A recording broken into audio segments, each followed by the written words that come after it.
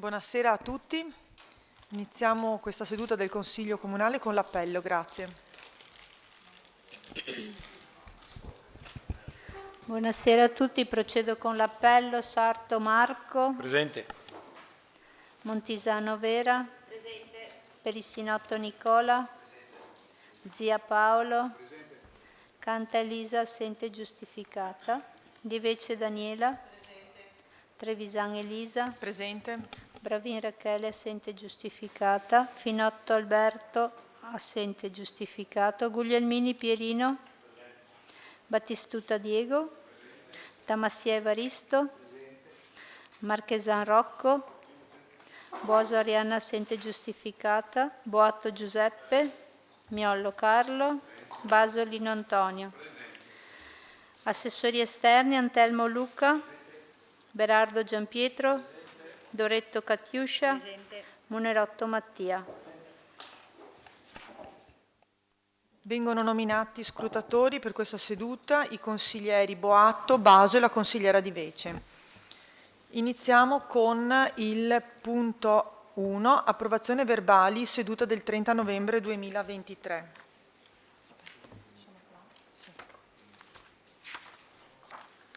Allora, visti i verbali delle sedute del Consiglio Comunale comprendenti le deliberazioni dal numero 66 al 73 del 30 novembre 2023, dato atto che il deposito dei verbali è avvenuto nei termini e che copia è stata inviata ai capigruppi consigliari, ritenuti gli atti meritevoli di approvazione in quanto riportanti fedelmente lo svolgimento degli atti, e visto il parere favorevole di regolarità tecnica già espresso, si chiede di approvare i verbali del Consiglio Comunale comprendenti le deliberazioni dal numero 66 al 73 del 30 novembre 2023.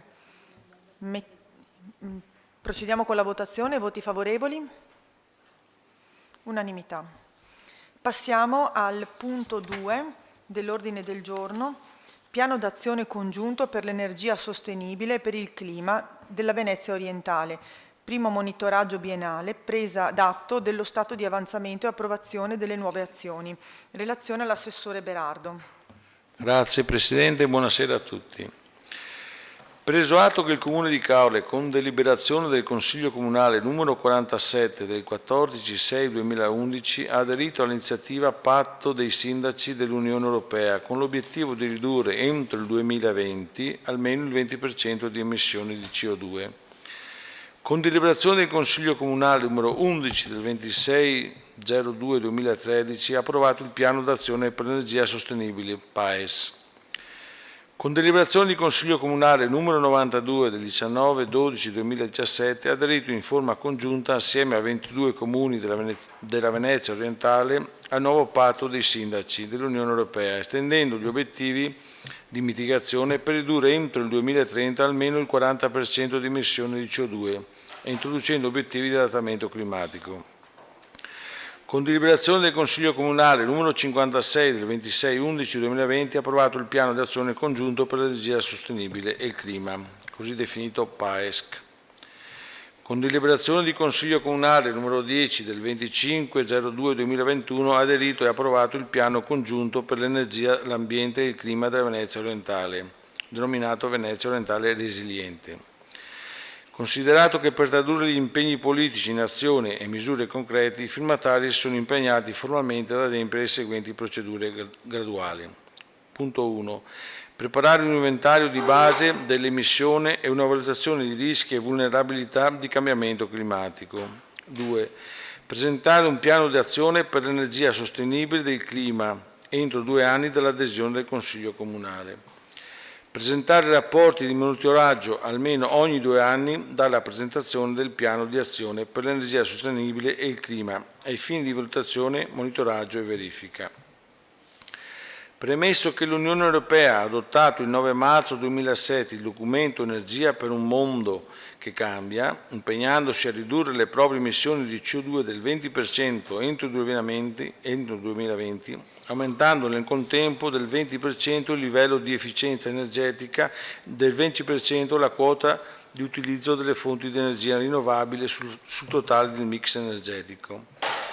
Il 23 gennaio 2008, con l'approvazione del pacchetto energia, cambiamento climatico, l'Unione Europea ha ridefinito il sistema delle quote di emissione e promosso una diversa ripartizione degli sforzi da intraprendere per adempiere all'impegno comunitario per ridurre le emissioni di gas serra in settori non rientranti nel sistema comunitario di scambio delle quote di emissione.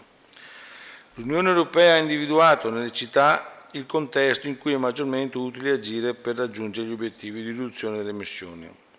Il 29 gennaio 2008, in occasione della Settimana Europea dell'Energia Sostenibile, la Commissione Europea ha lanciato il Covenant of Major, patto dei sindaci, con lo scopo di coinvolgere le amministrazioni e le comunità locali per raggiungere gli obiettivi sopra citati e quindi ridurre le emissioni di CO2 di almeno il 20% entro il 2020.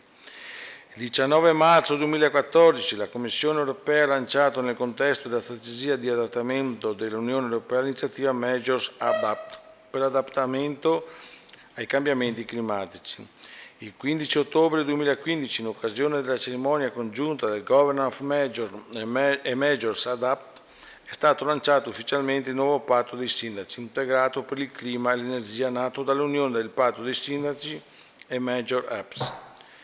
L'iniziativa ha come quadro di riferimento il rinnovato contesto della politica europea, vale a dire il pacchetto 2030 su clima ed energia, la strategia di adattamento dell'Unione Europea adottata dagli Stati membri e la strategia dell'Unione sull'energia. Il patto dei sindaci per il clima e l'energia propone inoltre una portata globale, aprendo la partecipazione alle autorità locali di tutto il mondo e invitando i firmatari a condividere la loro visione, i risultati, l'esperienza e il know-how con gli enti locali e regionali all'interno dell'Unione Europea. Gli impegni fissati dal patto dei sindaci per il clima e l'energia prevedono: punto 1. Un obiettivo di riduzione delle emissioni del CO2 di almeno il 40% entro il 2030. Un'integrazione delle politiche di adattamento agli impatti dei cambiamenti climatici. Il patto dei sindaci per il clima e l'energia definisce oggi un rinnovato impegno e una visione condivisa per il 2050, al fine di affrontare le seguenti sfide interconnesse.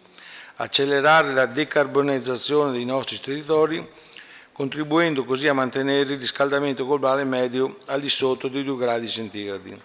Rafforzare le nostre capacità di adattarsi agli impatti degli inevitabili cambiamenti climatici, rendendo i nostri territori più resilienti.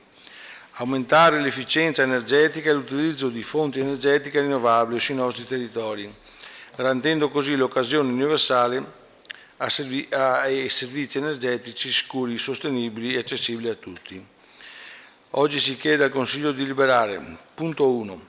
Le premesse costituiscono parte integrante e sostanziale del presente atto. Di prendere atto che del primo monitoraggio del piano d'azione congiunto per l'energia sostenibile e del clima, così definito PAESC, aggiornando lo stato di attuazione delle proprie azioni redatto dalla ditta De Materia SRL, pervenuto al protocollo comunale in data 29/12/2023 con protocollo numero 49834 ed approvare le schede delle nuove azioni, contenute nel medesimo documento, il tutto depositato agli atti del settore e componente parte integrante del presente atto. 3. Di delegare i responsabili del settore politiche territoriali e sviluppo economico alla comunicazione del presente provvedimento alla ditta De Materia SRL e al Comune di Sastino di Livenza. 4. Di dare atto che la ditta incaricata del monitoraggio del PAESC provvederà all'inserimento nel sito internet del Covenant of Measure dei dati richiesti fornendo apposita comunicazione. Prego. Ci sono interventi su questo punto?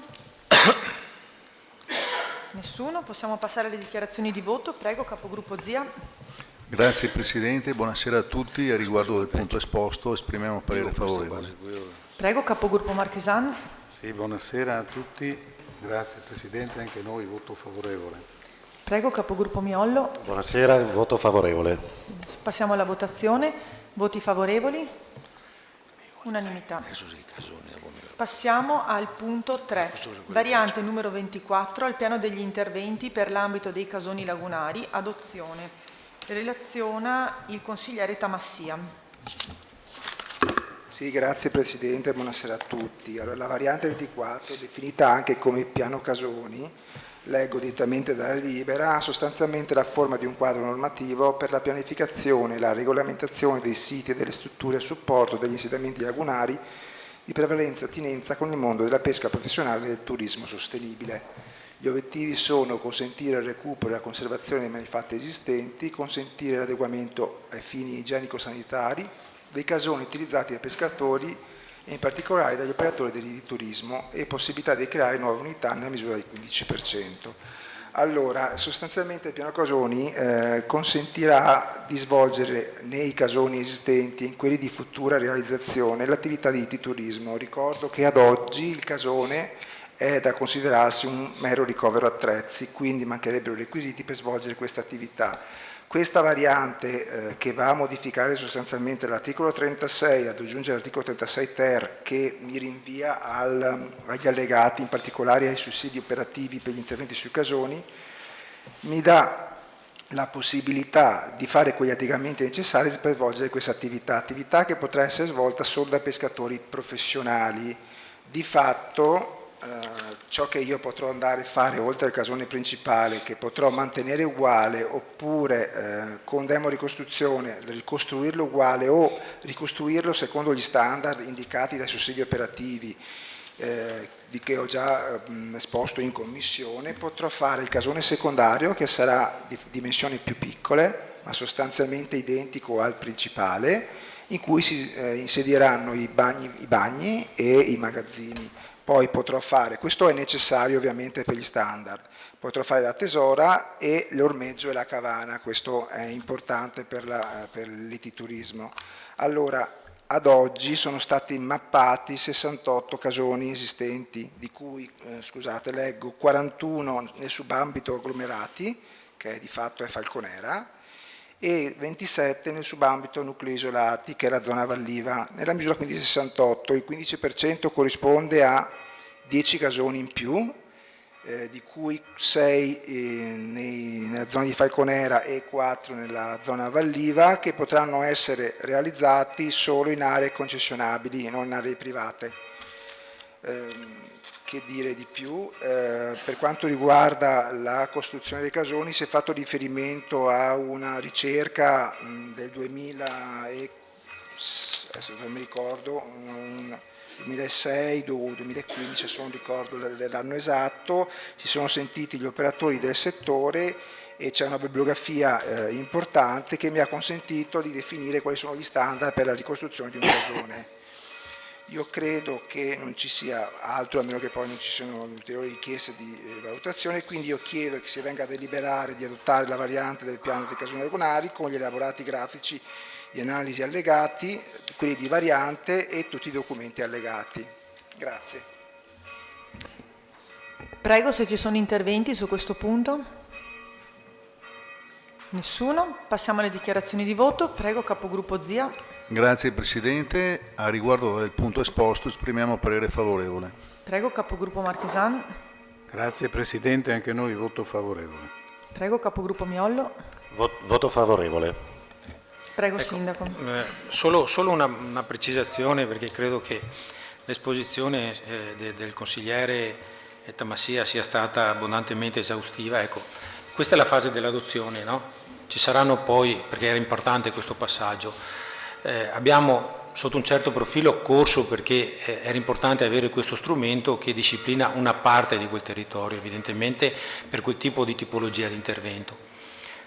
È evidente che dopo l'adozione ci sarà anche la fase delle osservazioni e delle riflessioni che potremo fare anche con coloro che, perché poi non è detto che con il piano stesso si sia tenuto conto di tutte le situazioni e di tutte le fattispecie, per cui avremo la possibilità poi evidentemente di adeguarlo ulteriormente, perché qualche richiesta in tal senso era arrivata, per cui lo adottiamo perché ne abbiamo veramente la necessità, perché diamo una risposta e perché poi, voglio dire, questa risposta abbiamo intenzione di perfezionarla. Era opportuno insomma farlo presente a questa Assemblea. Passiamo ora alla votazione. Voti favorevoli? Unanimità. Passiamo al punto 4, modifica articolo 18.2 del regolamento comunale di polizia mortuaria e dei servizi cimiteriali. Relazione all'assessore Berardo. Grazie Presidente. Premesso che con deliberazione del Consiglio Comunale numero 21 del 27 aprile 2023 è stato approvato il regolamento comunale di polizia mortuaria e dei servizi cimiteriali, che ha di fatto sostituito il vecchio regolamento comunale di polizia mortuaria e cimiteriale approvato nel 2007. Lo stesso è stato aggiornato con le norme nazionali, regionali e vigenti, dando risposta anche ad alcune richieste dei cittadini. In particolare si è andati a disciplinare il tema del diritto di sepoltura. Il vecchio regolamento nulla diceva a riguardo, dando quindi la possibilità a chiunque di poter essere sepolto nel comune di Caorle.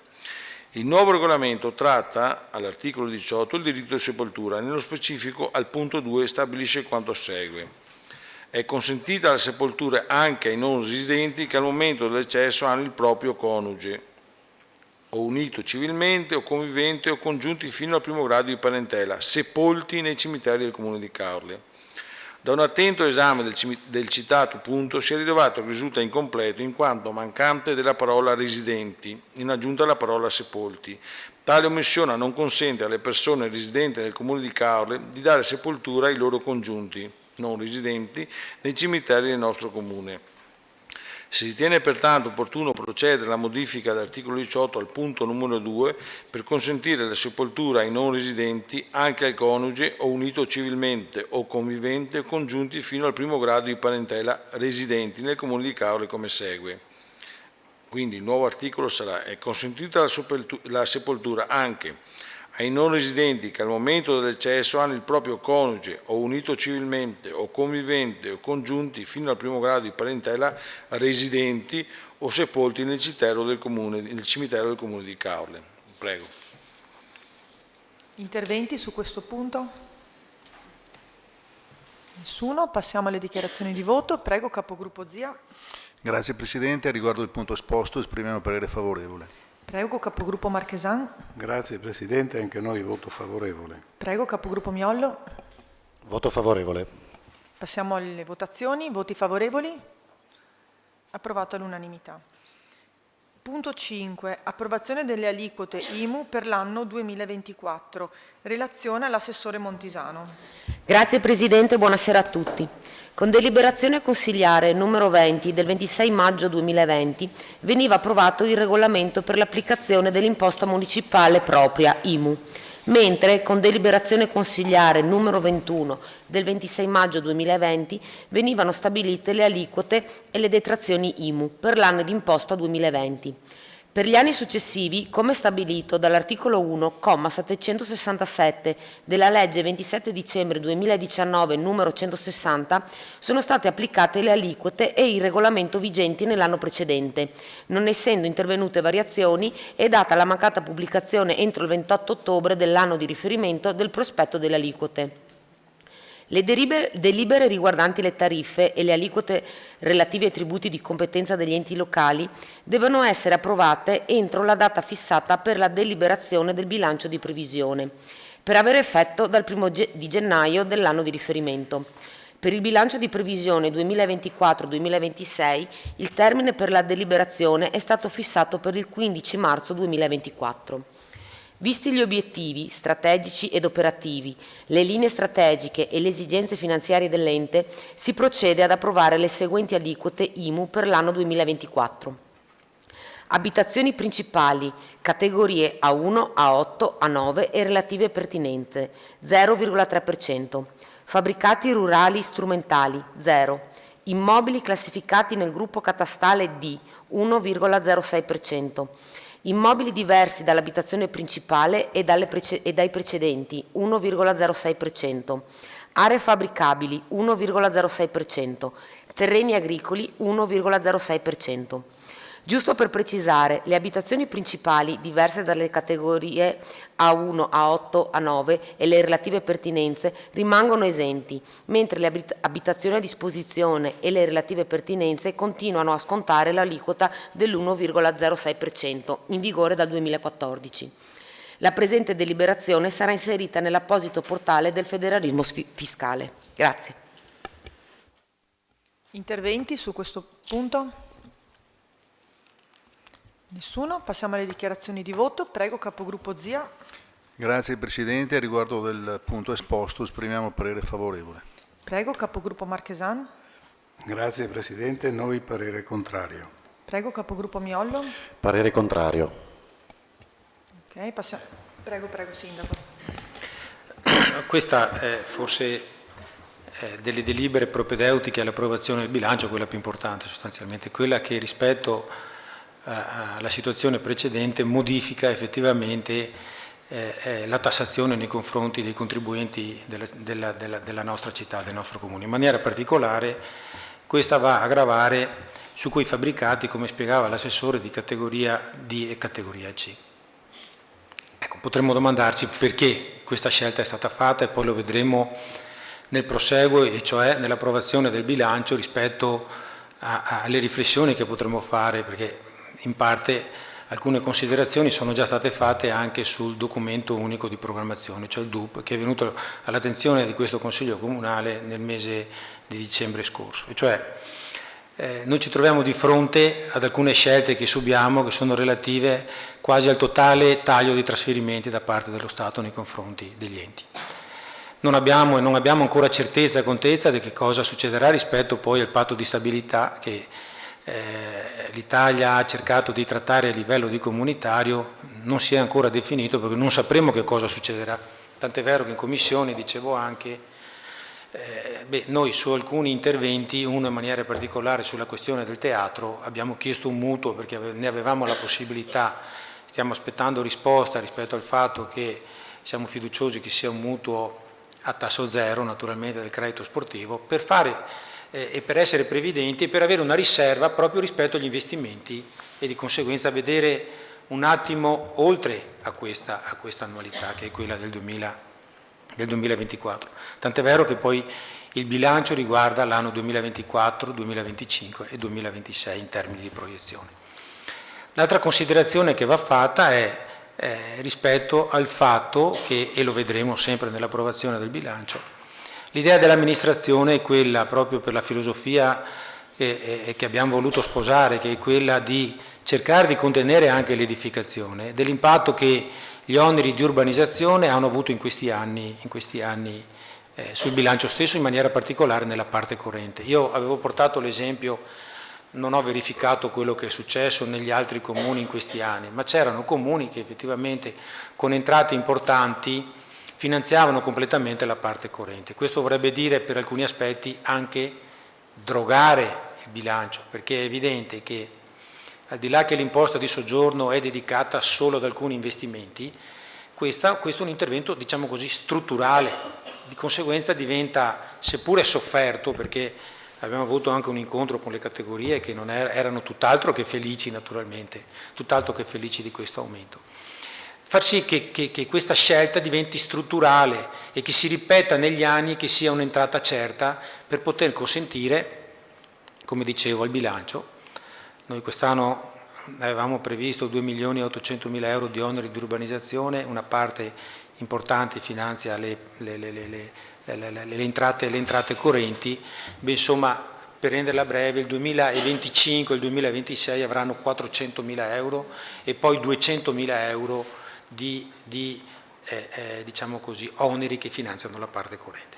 Questa è stata la scelta principale che ha spinto l'amministrazione, in maniera tale che se anche un domani mattina non dovessimo avere alcun tipo di intervento edilizio che consenta, ed è un'entrata quella che non può essere limitata nel tempo, anche se va detto che si è ripetuta, ma proprio perché non ci sono zone di espansione, perché abbiamo parlato della filosofia della riqualificazione dell'edificato esistente, perché abbiamo parlato del fatto di contenere sostanzialmente quello che non volevamo succedesse, cioè un'esplosione proprio per garantire. Ecco, io non oso pensare, e questa permettetemi è fuori tema rispetto a cosa succederà in un futuro non lontanissimo nei confronti di quei comuni dell'entroterra che in qualche caso addirittura non sono riusciti nemmeno a posizionare le luminarie quest'anno, stiamo parlando del 2023, perché non hanno la possibilità di potersele garantire ad esempio con l'imposta di soggiorno, no?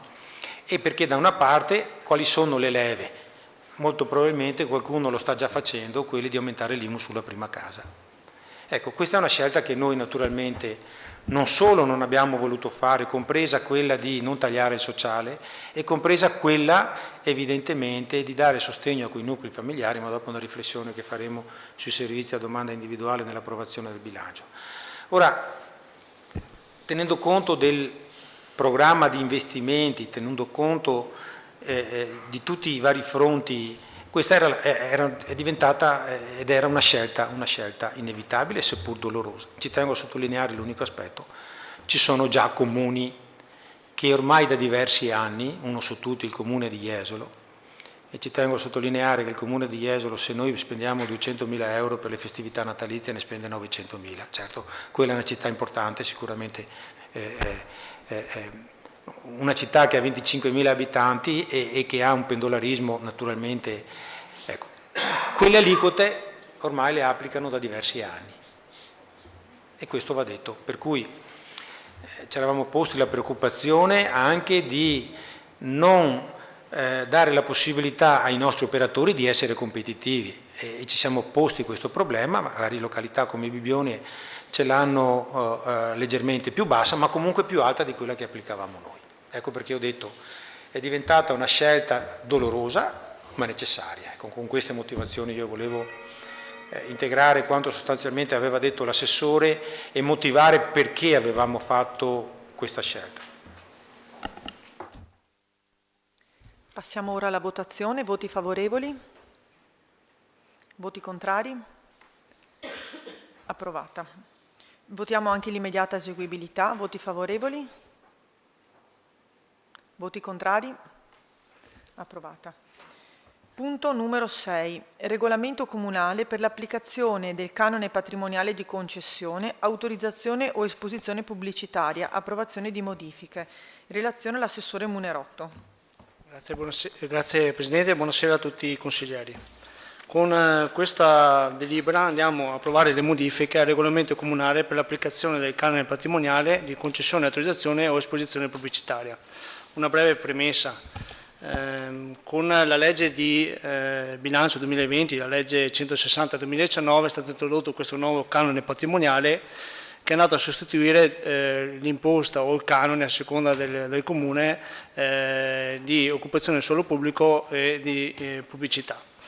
Nel 2020 ogni amministrazione ha introdotto questo nuovo regolamento che è andato a disciplinare questo canone, prendendo a schema lo schema di bilancio, lo schema di regolamento dell'ANCI o dell'IFEL e del proprio concessionario, che per noi è l'Abaco. L'Abaco, dopo 3 anni di applicazione, ha suggerito all'amministrazione alcune modifiche di carattere tecnico che si sono rilevate durante l'applicazione. E con l'occasione l'amministrazione ha anche introdotto alcune invece delle modifiche anche di carattere politico e discrezionale. Adesso con questo regolamento vanno modificati alcuni articoli che andiamo a vedere. Gli articoli modificati su cui andiamo a approvare sono l'articolo 28 dove ad oggetto riduzione e maggiorazione, dove viene introdotta la lettera L, viene modificata la lettera L, do lettura: per le occupazioni temporanee realizzate per l'esercizio dell'attività edilizia si applica una maggiorazione del 100%.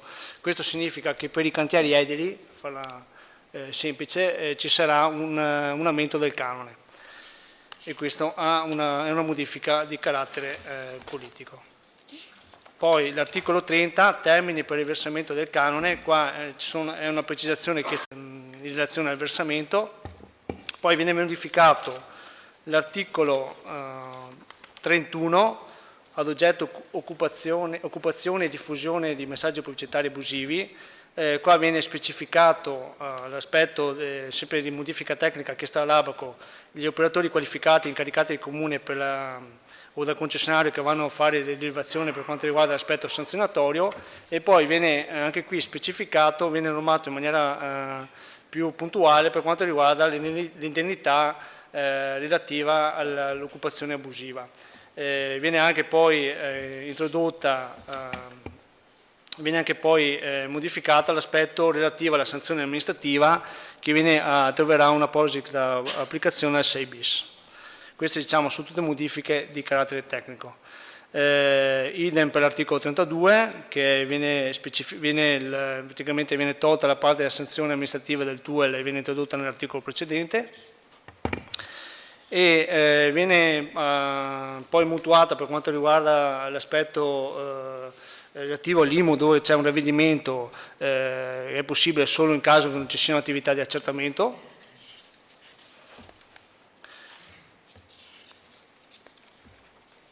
Infine sull'articolo 47, che sono norme transitorie, qua sono due le modifiche che poi hanno anche un rilievo politico. La prima, che viene data un'estensione di ulteriori 3 anni per l'adeguamento per quanto riguarda l'aspetto più che altro pubblicitario dei privati per adeguarsi al regolamento, e l'altra, l'articolo 6, a cui do lettura, le disposizioni di cui l'articolo 14,1 lettera B trova applicazione dalla data di approvazione del piano di massima occupabilità di cui l'articolo 3 bis. Qui cosa abbiamo deciso di fare? Abbiamo nell'articolo la disposizione di cui l'articolo 14 riguardava l'aspetto che dopo intervenute nell'anno solare 2 violazioni per quanto riguarda l'occupazione del suolo pubblico si procedeva alla revoca dell'autorizzazione. Abbiamo pensato che visto che è in corso il piano di massima occupabilità, che poi andrà a regolare in maniera precisa e sostanziale tutto l'aspetto legato in particolare al centro storico, la massima occupabilità, quindi su quanto occupare e soprattutto con cosa occupare subito con le regole del gioco. Stabilite queste, allora la sanzione che è accessoria rispetto alla violazione trova una più efficacia rispetto a in questo momento magari un aspetto transitorio. Quindi abbiamo deciso di dare applicazione a questa norma molto forte successivamente all'approvazione del piano massima occupabilità, dove vengono stabilite le regole dell'occupazione del suolo pubblico per quanto riguarda sia l'occupazione che quanto riguarda anche l'aspetto del decoro urbano e di cosa viene messo come arredi al sopra di questo suolo. Se ci sono domande sono a disposizione. Interventi su questo punto? Okay. Passiamo alle dichiarazioni di voto. Prego, capogruppo Zia. Grazie Presidente, a riguardo del punto esposto esprimiamo parere favorevole. Prego, capogruppo Marchesan. Grazie Presidente, noi ci asterremo. Prego, capogruppo Miollo. Voto di astensione. Passiamo alla votazione. Voti favorevoli? Astenuti? Votiamo l'immediata eseguibilità. Voti favorevoli? Astenuti? Approvata. Punto 7.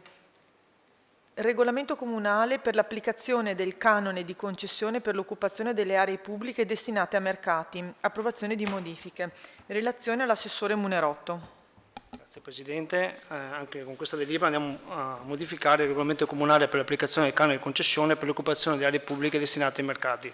La norma di legge che va a regolamentare il canone dei mercati è la stessa della precedente canone, diciamo la natura è la stessa dal punto di vista del canone.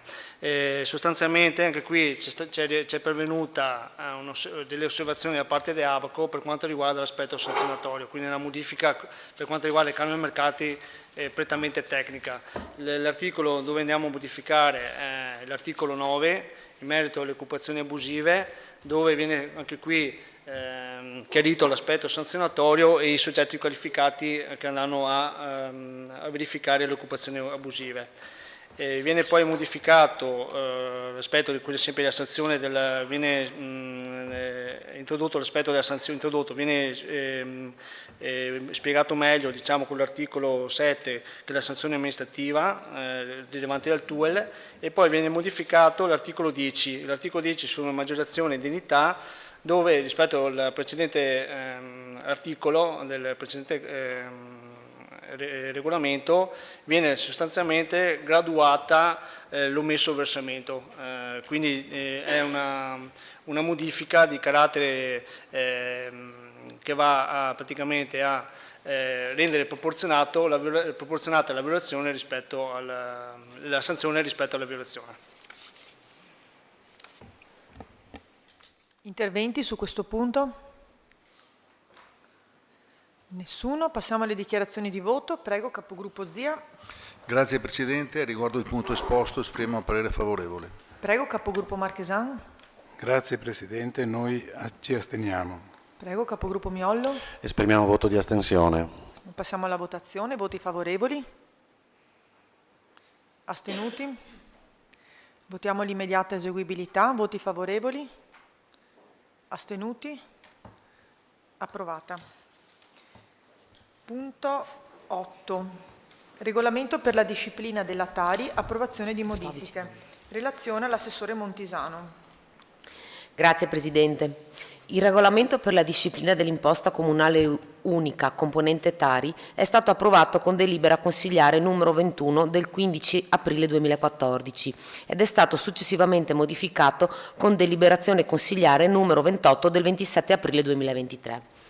La delibera di oggi nasce dall'esigenza di adeguare il regolamento alla normativa vigente e alle deliberazioni di ARERA, introducendo e modificando commi, variando i termini di decorrenza e spostando alcune attività da una categoria all'altra.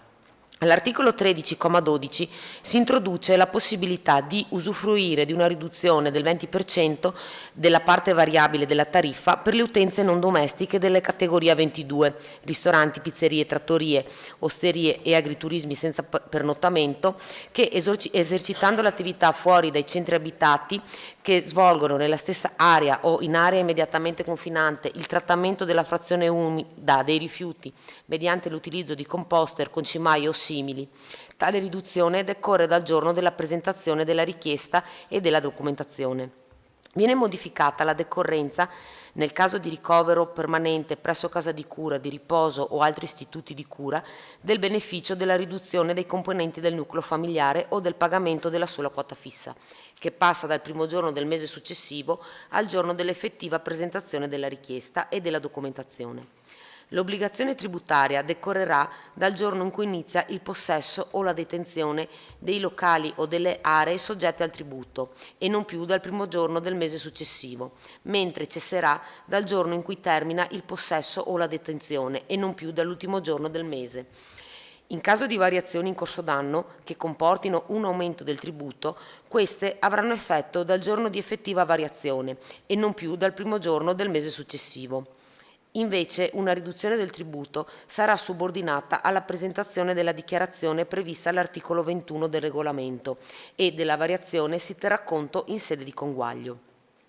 Nel caso di compostaggio domestico, la riduzione della tariffa decorrerà dalla data di presentazione della richiesta e non più dall'anno successivo.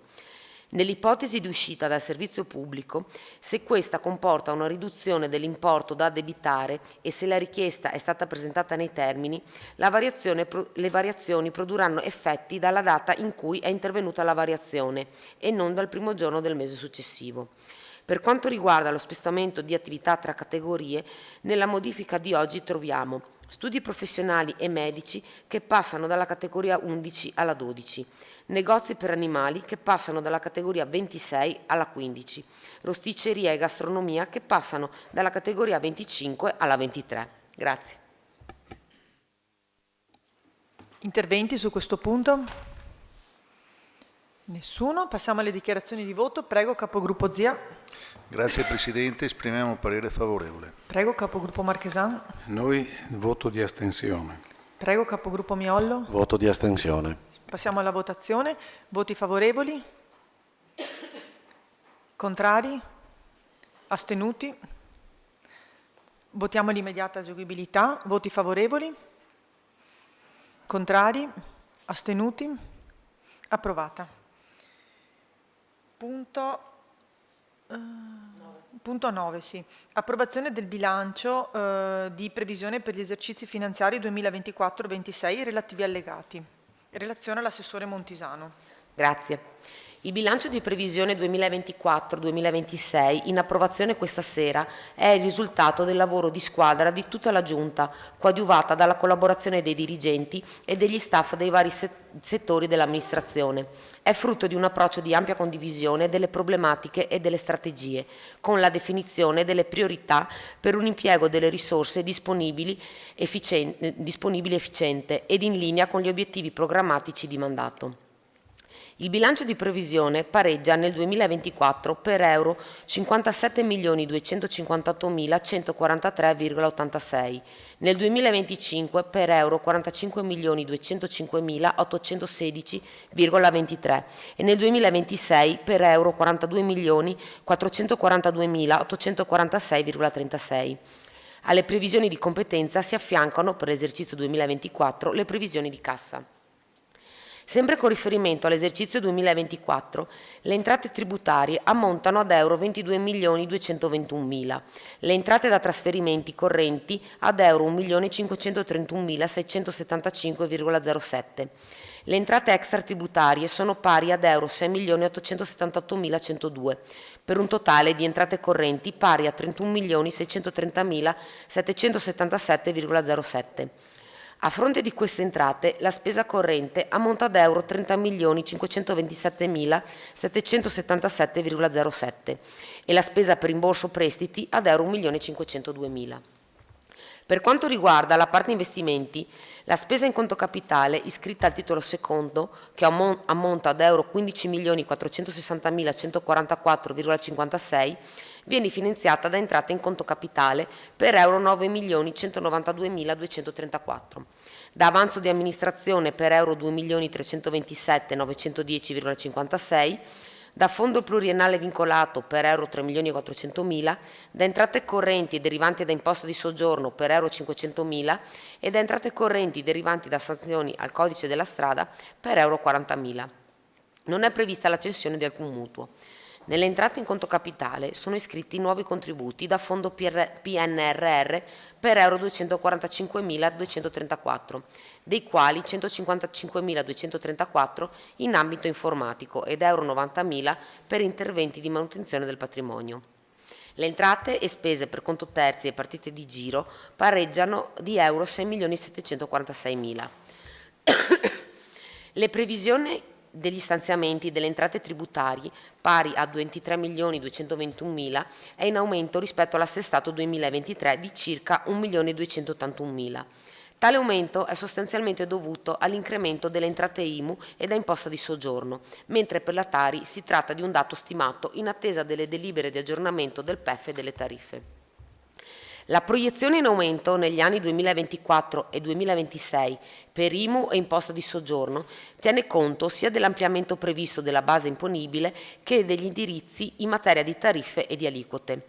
Lo stanziamento IMU previsto per il 2023 non riflette completamente il gettito atteso sulla base delle proiezioni sui versamenti già eseguiti e, prudenzialmente, si è attestato su quanto necessario al fabbisogno di spesa.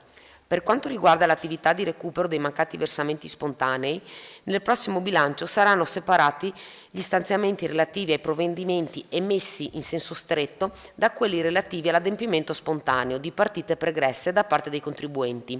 Sulla prima quota, pari ad euro 600.000 annui, si è stimata una svalutazione crediti pari al 50%. Il gettito da imposta di soggiorno previsto ammonta ad euro 4.500.000, la cui destinazione risulta essere la seguente: euro 2.043.000 servizi pubblici locali, euro 1.400.200 manifestazioni, euro 1.056.500 promozione. Le entrate da trasferimenti registrano una riduzione rispetto all'assestato 2023 di circa euro 250.000 per la riduzione di alcuni contributi statali, come il contributo per il caro bollette, il contributo per le manifestazioni turistiche, il contributo per le emergenze sociosanitarie e il fondo regionale per il trasporto pubblico locale. Le entrate extratributarie ammontano ad euro 6.878.102 e si mantengono nel triennio sostanzialmente stabili rispetto all'assestato 2023. Comprendono i proventi da sanzioni del codice della strada, che sono stimati in euro 592.000, le entrate dalla vendita e dall'erogazione dei servizi per euro 3.264.200, tra le quali la gestione dei parcheggi per euro 1.940.000 e i proventi derivanti dalla gestione dei beni, che includono le previsioni degli introiti del canone unico patrimoniale per euro 1.144.000 nel 2024. Complessivamente le entrate correnti registrano un incremento di euro 1.067.503 che consentono di finanziare la spesa corrente e soprattutto di ridurre la quota degli oneri di urbanizzazione applicata al finanziamento della spesa corrente, garantendo in questo modo un più puntuale intervento sulle manutenzioni ordinarie del patrimonio. La spesa corrente si mantiene stabile rispetto all'assestato 2023. Grazie ad un processo di razionalizzazione di tale spesa, gli stanziamenti consentono non solo di garantire tutti i servizi essenziali dell'ente, ma anche il potenziamento del personale, l'incremento delle risorse destinate alle manutenzioni e soprattutto la realizzazione di opere e investimenti. Nel bilancio di previsione si è data primaria importanza a far fronte a servizi fondamentali come l'istruzione e le politiche sociali, con un incremento di spesa rispetto all'anno precedente rispettivamente di euro 144.000 e di euro 163.000. Le previsioni 2024-2026 accolgono investimenti in avvio per oltre 20 milioni di euro, di cui la quota più rilevante vedrà l'avvio nel 2024. Per quanto riguarda le entrate in conto capitale, nel 2024 si prevedono entrate per contributi per euro 6.578.234, di cui 245.234 da fondo PNR. Nel dettaglio, i contributi previsti nel bilancio sono: contributo PNRR missione 2, componente 4, investimento 2.2, 90.000 euro, serve per le manutenzioni degli alloggi ERP, via del Rombo, mi sembra il Civico 5. Contributo GAL progetto Poseidone, 30.000 euro. Contributo GAL progetto Adrian Cycle Tour, 8.000 euro. Contributo Summa, canale dell'orologio, 400.000. Contributo regionale per viabilità comunale per la rotonda di accesso a Porto Santa Margherita, 350.000. Contributo regionale per viabilità comunale, via Isarco, 500.000. Contributo statale PNRR, avviso misura 1.41, esperienza del cittadino nei servizi pubblici comuni, 155.234. Contributo statale rigenerazione urbana, 4.933.000. Rigenerazione urbana trasferimento comuni, 112.000.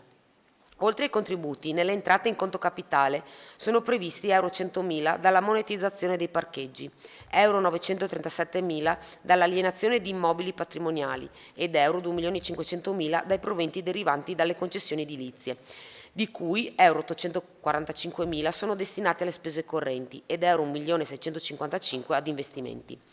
La spesa per investimenti ammonta nel 2024 ad euro 15.460.144,56. Di questi circa 1.200.000 sono riferiti a lavori inferiori a 150.000 euro, che per norma di legge non vanno riportati nel piano delle opere triennali. Ad esempio 30.000 euro per manutenzione straordinaria a plessi scolastici, 30.000 euro per manutenzione alloggi ERP e 100.000 euro per i loculi e ossario del cimitero del capoluogo. Per quanto riguarda le opere pubbliche, nel piano triennale sono previste nel 2024 messa in sicurezza innesti viari lungo la strada provinciale 54, 725.000 euro, lavori di sistemazione via Isarco, 750.000 euro, realizzazione di un sistema integrato ed interconnesso di percorsi ciclabili in ambito intercomunale, 5.200.000, realizzazione loculi ossario cimitero di San Giorgio di Livenza, 300.000 euro, realizzazione pista ciclabile Duna Verde, 300.000 euro, manutenzione straordinaria Palazzetto dello Sport Vicentini, 500.000 euro. Interventi di sistemazione e pavimentazione del centro storico, 200.000 euro. Sistemazione del percorso pedonale lungo il canale dell'orologio, 400.000 euro. Completamento Teatro Baffile, 3.400.000 euro. Riqualificazione lungomare Trieste, 1.200.000 euro.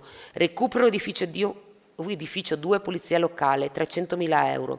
Manutenzione straordinaria scuole, adeguamento a norme sismiche degli edifici scolastici, 200.000 euro. Lavori di manutenzione straordinaria impianti sportivi, 300.000 euro. Manutenzione all'AOG ERP, 250.000 euro. Riqualificazione Parco del Pescatore e Parco Giochi Santa Margherita, 300.000 euro. Per un totale di 14.325.000, mentre nel 2025 si prevedono la manutenzione straordinaria per strade per euro 700.000 euro e la realizzazione della pista ciclabile Ponte Riele Ottava Presa per euro 1 milione. E infine nel 2026 la realizzazione della pista ciclabile di Viale Panama per euro 1.100.000. Grazie.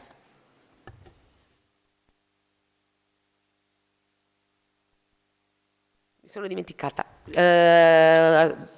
Su questa delibera ho fatto anche un emendamento in quanto in 4 pagine ci sono degli errori di digitazione, sono state portate delle tabelle non corrette, che quindi vi è stata inviata ieri via PEC, e quindi vi chiedo al Presidente di votare anche per l'emendamento prima di votare per la delibera. Intanto, prima di passare alle votazioni, se comunque ci sono degli interventi su questo punto,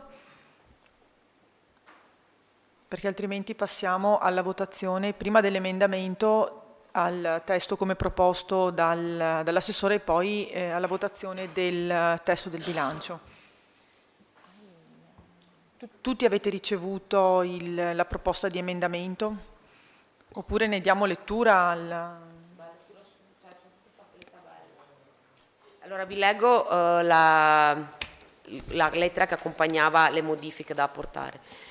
Oggetto, allora, al Presidente del Consiglio Comunale, oggetto, emendamento alla proposta di deliberazione consigliare ad oggetto approvazione bilancio di previsione per gli esercizi finanziari 2024-2026 e relativi allegati.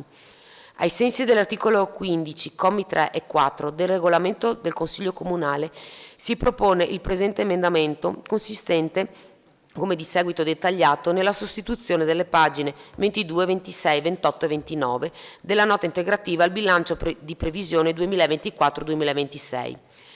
L'emendamento è diretto ad eliminare l'errore nei totali della tabella di pagina 22, errori nella indicazione di alcune righe di dettaglio delle spese finanziate da imposta di soggiorno negli insiemi servizi pubblici e manifestazioni a pagina 26, 28 e 29. Benissimo. Letto la lettera che accompagnava la richiesta di emendamento, passiamo a questo punto alla votazione sull'emendamento. Voti favorevoli? Contrari? Astenuti? Passiamo ora alle dichiarazioni di voto sul testo finale che poi verrà approvato come emendato. Prego, Capogruppo Zia. Grazie Presidente. Per il punto esposto esprimiamo parere favorevole. Prego, Capogruppo Marchesan. Grazie Presidente, noi parere contrario. Prego, Capogruppo Miollo. Contrario. Prego, Sindaco. Io sorridevo col capogruppo Miolo per dire almeno all'emendamento pensavo si votasse in maniera positiva, visto che non è che compromettesse sostanzialmente, era solo un adeguamento delle tabelle, perché c'erano dei refusi e degli errori, però insomma al di là delle battute io credo che, come ho detto in altre circostanze, non si possa pensare di banalizzare un bilancio, o almeno di motivare insomma una presa di posizione che è anche importante, come quella del voto favorevole da una parte per la maggioranza e della contrarietà, perché poi io capisco la posizione diversa, le specificità, i ruoli diversi, però credo che anche certe scelte fatte in questo contesto, perché questo non è il bilancio, sì, è stato redatto dalla maggioranza, le scelte le ha fatte la maggioranza, ma questo è il bilancio del Comune di Caoro, ed è un bilancio che serve e che ha delle parti evidentemente che possono anche non essere condivise, ma credo tantissime altre che invece possono essere sostenute. Penso, come spiegava l'assessore, al fatto che per la prima volta dopo diversi anni la Regione tagli i fondi per il caro affitti, ma che il Comune abbia invece in previsione di mantenerli, come piuttosto quei bandi che mettiamo all'attenzione delle famiglie per il caro bollette. Per cui io non credo che la minoranza sia contraria naturalmente a questo tipo di scelte. La motivazione immagino sia sull'impianto di questo bilancio, però non ho sentito che sia un motivo che spinga appunto una parte ad essere contraria. Allora cerco di dare le motivazioni per cui noi siamo a favore di questo bilancio. Siamo a favore perché è un bilancio, e ribadisco, non è immaginabile che su un bilancio che riguarda 3 anni, 57 milioni per il 2024, 45 milioni per il 2025 e 42 milioni per il 2026, possa essere liquidato semplicemente con una dichiarazione di voto. Faccio un breve passo indietro. Quando ci siamo insediati avevamo un compito, quello più importante, che era quello di cercare di riorganizzare una struttura, quella comunale, che a nostro parere, a nostro avviso, l'abbiamo detto in diversi modi, soffriva perché c'erano diverse cose, e ribadisco, questo è stato anche il motivo per cui ci siamo candidati, che non funzionavano, in maniera particolare sotto il profilo dell'organizzazione. Abbiamo cambiato il segretario comunale e siamo convinti di avere un bravo segretario, un dirigente qualche mese fa, e oggi siamo convinti di avere un settore, quello delle finanze, assieme al vice capo settore, che sia adeguato per quelle che sono le esigenze di questa città. E un dirigente anche al settore lavori pubblici, che ha ridato entusiasmo ad un ambiente, perché insomma l'ingegnere Lazzarin era qui da moltissimi anni, ha sempre fatto un lavoro egregio, ma ricordo anche che negli ultimi era stato messo in castigo, e non so per quale cattiveria avesse commesso nel periodo della sua attività. Per cui dicevo, siamo a buon punto, oggi cominciamo a vedere un po' di luce in fondo al tunnel, almeno da questo punto di vista. E dicevo, fatta questo tipo di valutazioni sulla macchina amministrativa, le cose che almeno in termini di entrata vengono toccate su questo bilancio, come dicevo, l'adeguamento dell'IMU, no? Di cui è stato detto prima. L'assessore l'ha toccato, ed è anche una piccola riflessione di un'entità tutto sommato non di grande rilievo, l'occupazione del suolo pubblico per i cantieri, tenendo conto che veniva fatto notare in commissione, insomma, vuol dire un aumento del 300%, tenendo conto che si passeranno dai 12.000 euro di entrata ai 48, non sono quelli che fanno naturalmente la differenza su un bilancio di 57 milioni.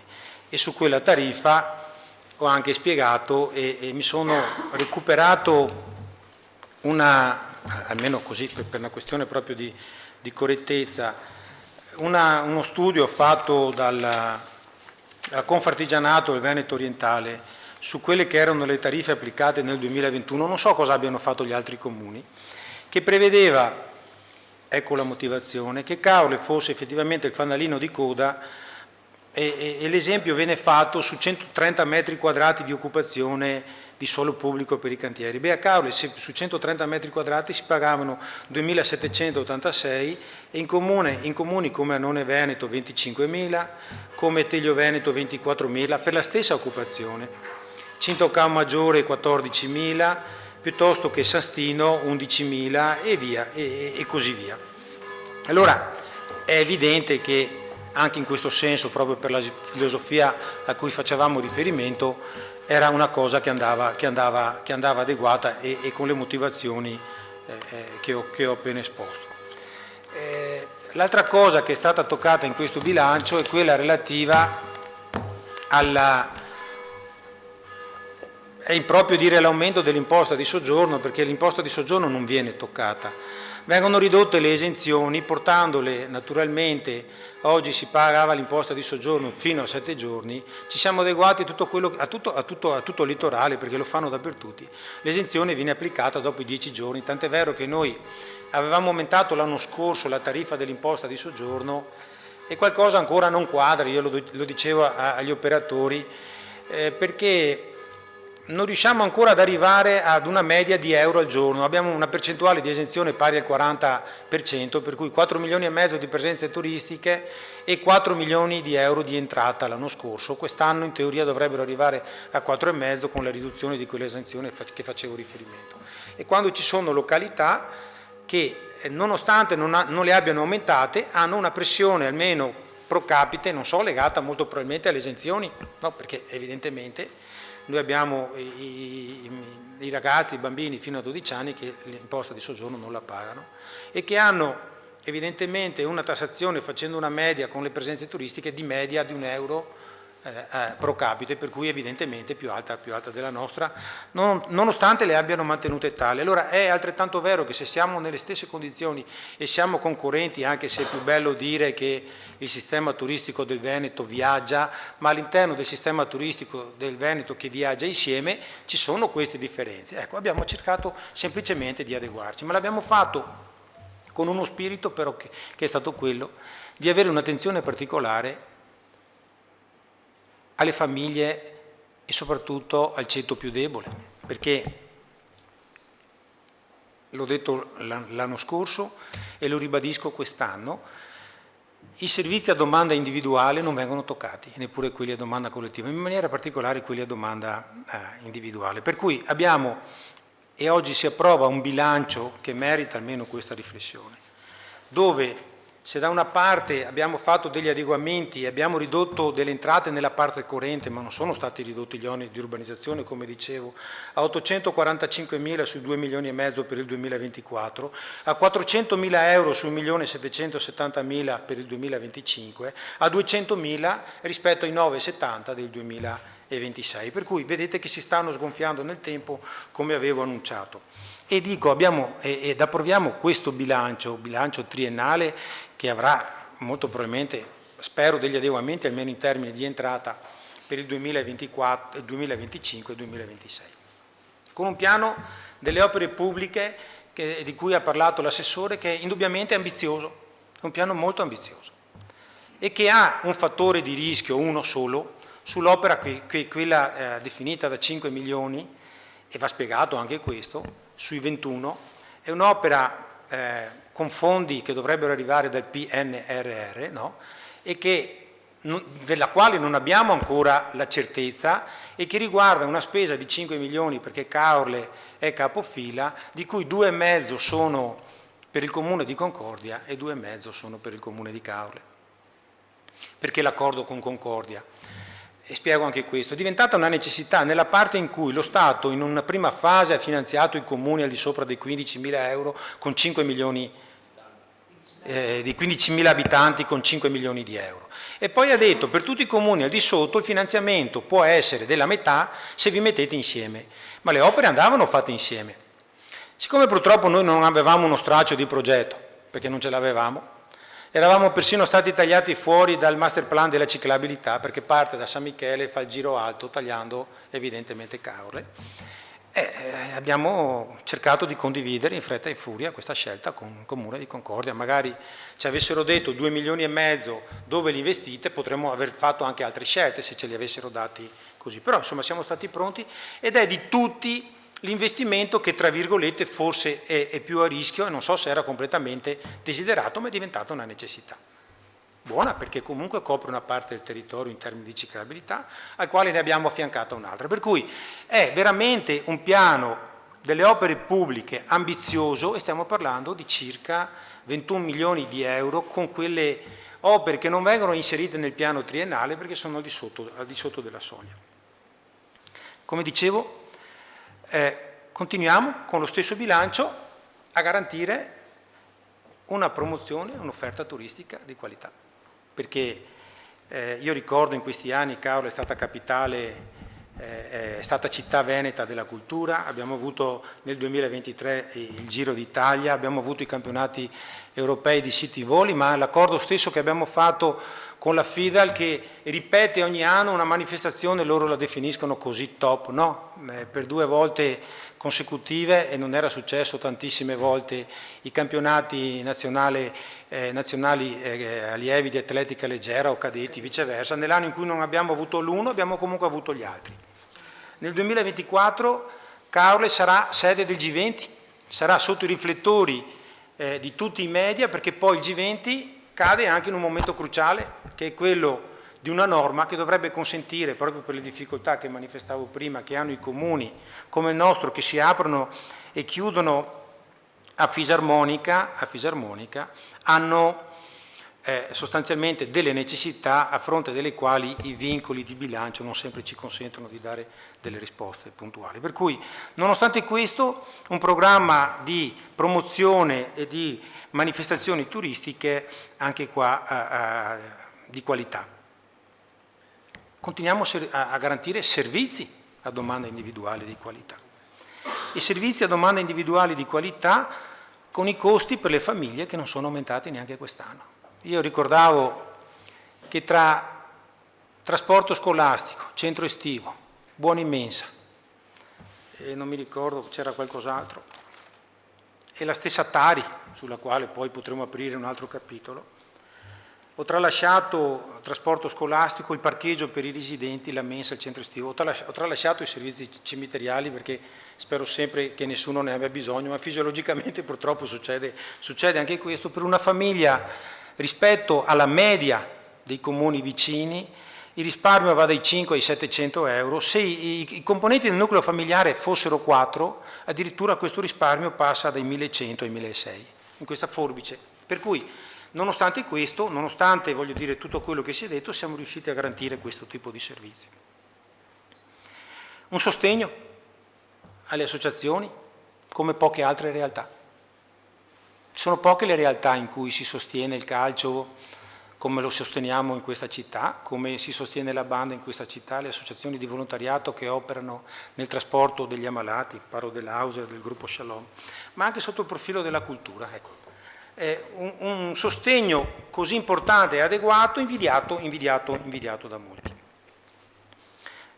Stiamo attivando delle politiche per la casa che mai in questa città erano state applicate. Il famoso 25% degli accordi di programma ai sensi dell'articolo 6 della legge regionale sono comunque una mancanza di entrate, no? Che potremmo avere indirizzato in altre parti, perché l'accordo di programma prevede un dare e avere nei confronti dell'imprenditore che fa l'intervento. Beh, una parte straordinariamente importante di questo 25% va alle giovani coppie, a quelle famiglie che avranno la possibilità, ormai sono 3 o 4 gli interventi in cui si prevede questo 25%, per cui ogni 12 appartamenti ce ne saranno 3 messi a disposizione come edilizia convenzionata, garantendo, come dicevo, investimenti ma anche programmazione. E mi fermo nella parte della programmazione perché può sembrare banale, ma non lo è, non lo è. Questo vuol dire che come quel piano dei casoni che abbiamo approvato prima, che non prevede effettivamente un impegno di spesa, ma che prevede un lavoro, che prevede un confronto, un lavoro con gli uffici di programmazione, di progettazione, di confronto con la sovrintendenza, piuttosto con uno studio approfondito di certe tematiche, di certe questioni. Ecco, questa è pianificazione, questa è programmazione. E se penso allora a quanto ci siamo dedicati, e io me lo auguro, insomma, che possa succedere, è cosa di questi giorni, che martedì in commissione al Senato io ho sempre cercato di essere prudente, ma ormai lo sanno tutti perché si è data informazione. Dopo l'audizione fatta dal sindaco, e questo grazie all'appoggio della Regione, di alcune forze politiche, in particolare quella insomma, che prima di tutti ci ha messo il voto, è stata quella della Lega, ma con le altre forze di governo come Fratelli d'Italia, ma principalmente quella, e con l'appoggio della Regione stiamo arrivando in commissione bilancio, in commissione al Senato, nella 6ª commissione, e sembra che quel testo effettivamente martedì possa essere licenziato. È una commissione redigente importante. Per cui penso al regolamento sull'edilizia convenzionata, perché anche quello disciplina effettivamente come quell'edilizia di cui prima facevamo riferimento. Io credo che tutto questo messo insieme non possa essere liquidato semplicemente con il fatto di dire sono contrario perché io sto in minoranza e voi state in maggioranza, e che abbia bisogno invece di un approfondimento, e ribadisco e chiudo, che allora siamo noi a motivare perché queste scelte sono state fatte. E sono scelte importanti, che se dolorose da un'altra parte danno una prospettiva. Appena ci siamo insediati qualcuno ci aveva detto ma non avete una visione di che cosa vuol dire programmare, e meno male che non ce l'abbiamo. Se l'avessimo avuta, voglio dire, molto probabilmente. Io credo, ecco, che mettendo insieme tutte queste cose potremmo essere abbastanza soddisfatti. Si può migliorare, certo che sì, si può fare meglio, assolutamente sì.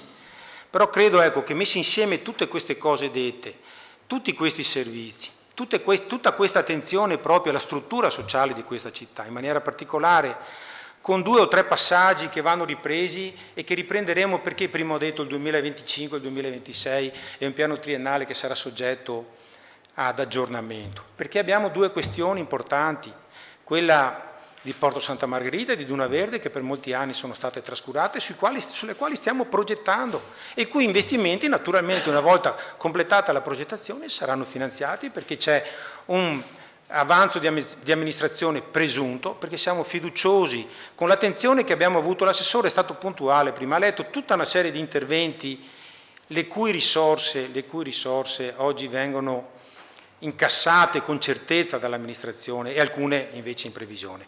Un'attenzione particolare, voglio dire, anche a portare a casa quelle risorse, mantenendo degli ottimi rapporti con gli enti sovracomunali al di là della politica, perché ci sono dei diritti che nessuno può negare, perché se sono tali, sono dei diritti, nessuno te li può concedere, vanno solo chiesti. E evidentemente qualcuno prima non lo faceva, perché pensava di dire amministro in autarchia. Ecco, noi non la pensiamo così, pensiamo di essere aperti e di mantenere con gli enti sovracomunali, dalla conferenza dei sindaci, a tutto quello che ci sta dietro, e lo sta dimostrando questa città nel suo complesso, assieme anche agli imprenditori, assieme alle famiglie, assieme proprio al nucleo abitativo, che è quello che molto spesso va più in difficoltà quando c'è promiscuità e si vive, no? Il turismo come lo vive la nostra città a contatto stretto, deve soffrire molto spesso, e nel momento in cui, e qual è l'obiettivo, diamo soddisfazione e facciamo vivere bene i nostri turisti e i nostri residenti, avremo centrato veramente questo obiettivo. Ecco, io credo che al di là dei singoli numeri questo bilancio contenga anche tutte queste cose, e di questo, nonostante si possa migliorare, si possa fare meglio con mille difficoltà, comunque credo che c'è qualcosa, abbiamo qualcosa comunque di cui essere orgogliosi. Passiamo ora alla votazione del testo emendato. Voti favorevoli? Contrari? Astenuti?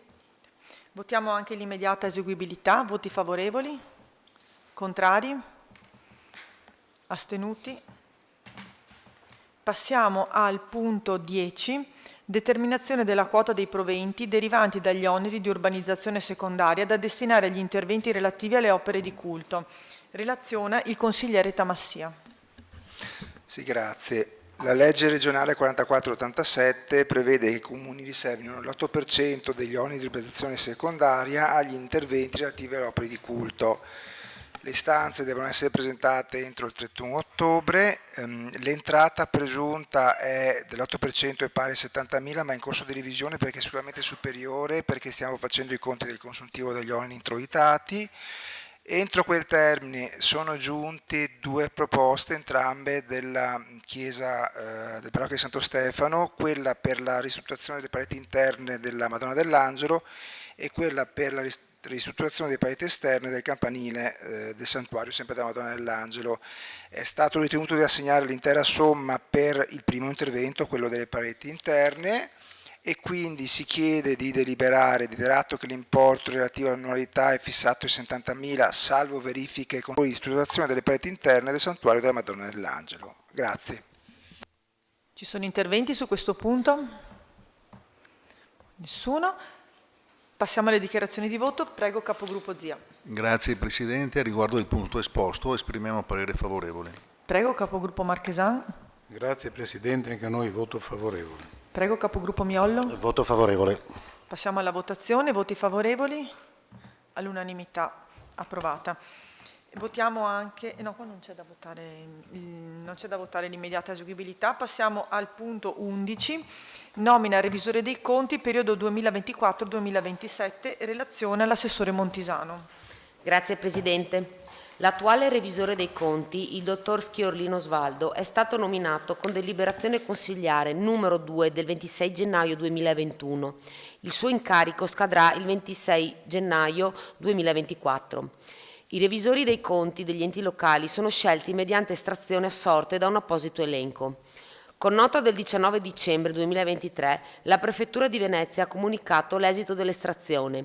Il primo nominativo corrisponde al dottor Carraro Marco, con studio in Campolongo Maggiore, che in data 2 gennaio 2024 ha comunicato la propria disponibilità ad accettare l'incarico, autocertificando l'inesistenza di eventuali cause di incompatibilità o ineleggibilità e il rispetto dei limiti in tema di affidamento di incarichi.